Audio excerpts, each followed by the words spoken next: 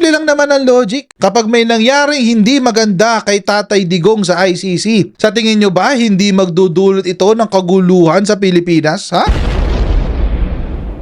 How?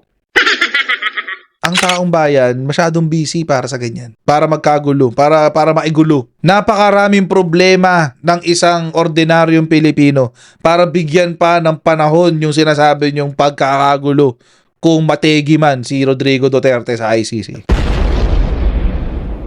Wala kaming panahon dyan. Alam naman natin mga babayan, panibagong drama na naman to ng mga DDS. Whether you believe it or not, na-predict na natin to.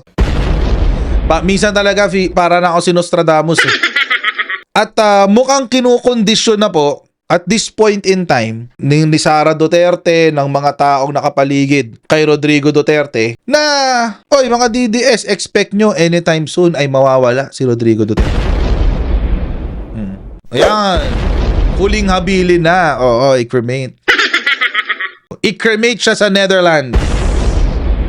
Pag nategi siya sa Netherlands, i-cremate daw siya. Agad-agad. Pakita nyo muna sa amin yung katawan niyang deads. I know it sounds insensitive, mga babayan. Pero, I mean, ang dali kasing sabihin eh. Halimbawa, andito siya. Andito, aking ama, sa garapon na ito. Mga DDS, Lord!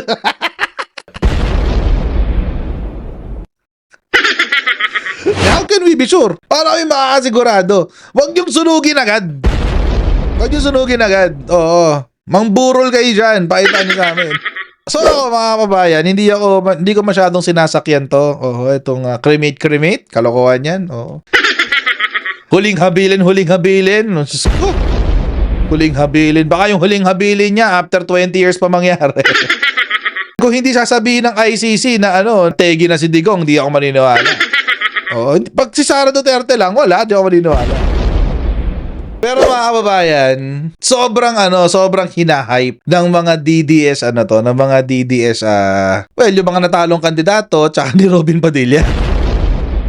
Both on legal and humanitarian reasons, naniniwala ako, kailangan nating manawagan peacefully, pwede sumigaw, pero hindi galit. Magsama-sama. Hindi ko alam kung paano, hindi ko alam saan, at hindi po dapat pera ang magpairal. Kailangan po taong bayan. Pagsasama, panawagang tunay ng tunay na boses ng Pilipino na pabalikin si PRRD.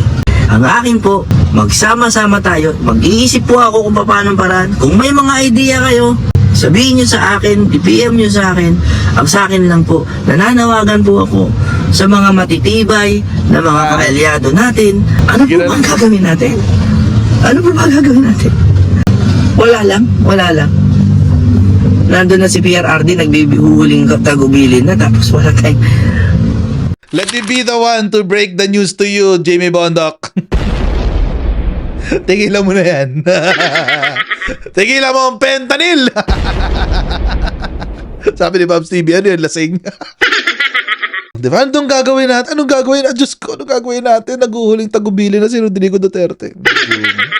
Tapos na naman, Jimmy Bondoc, ano ba? Abogado ka na't lahat-lahat eh. Di ba? Move on na sa buhay mo, di ba? Mag-practice ka ng law. Ang weird eh. Hindi ko alam kung ano ba to, kung sakit ba talaga ng mga DDS to na kapag naging DDS ka, kailangan hype yung pagmamahal mo kay Rodrigo Duterte.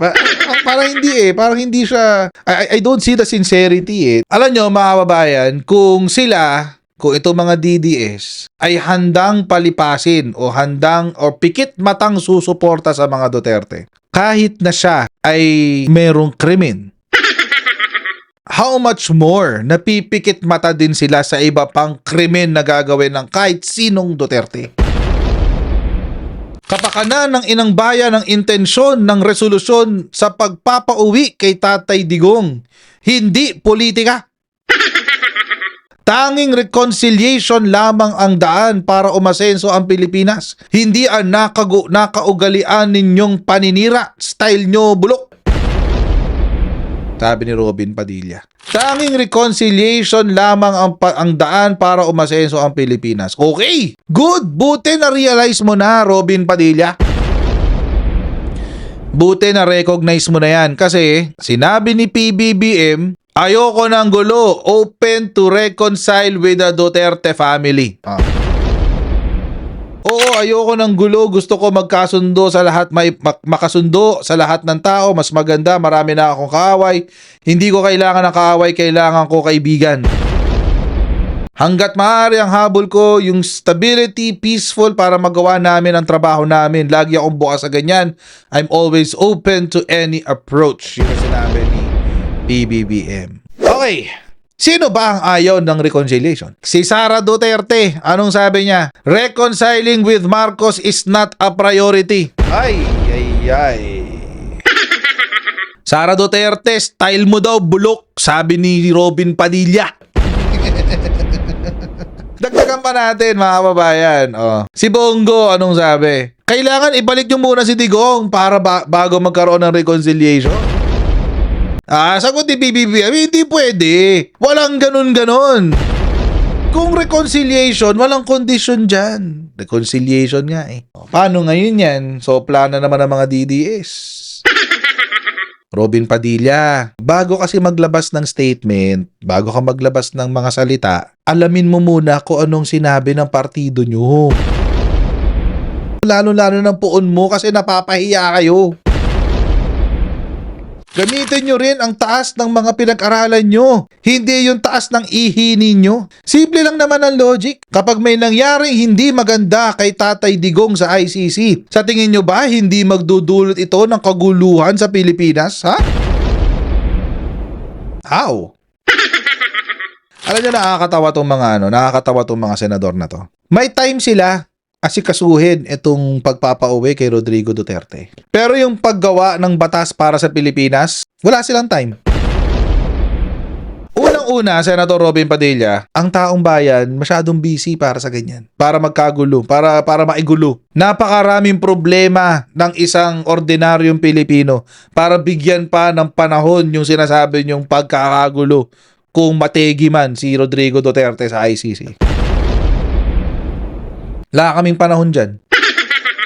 At ganito, Senator Robin Padilla, since gumamit ka naman ng salitang logic, bakit hindi mo rin gamitin ang iyong sariling logic? Sinasabi nyo kasi na ayaw nyo ng impeachment trial dahil napakaraming problema ng bansa at kailangan unahin muna ang serbisyo publiko, hindi ba? Kailangan muna unahin ang serbisyo publiko. Wag na tayo pag-uusapan pa ba natin impeachment? Wag na natin pag-uusapan yan.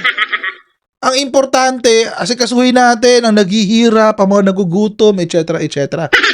Yan ang linyahan ni Bongo eh. Ngayon, sa dami ng problema ng Pilipinas, may time kayo mag-incite ng gulo?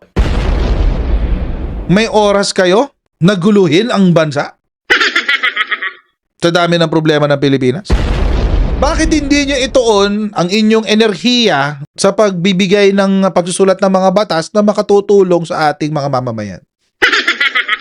Kung para sa inyo, hindi importante ang impeachment dahil napakaraming problema ng Pilipinas, hindi rin importante sa mamamayang Pilipino na magkagulo dahil lang namatay si Digong.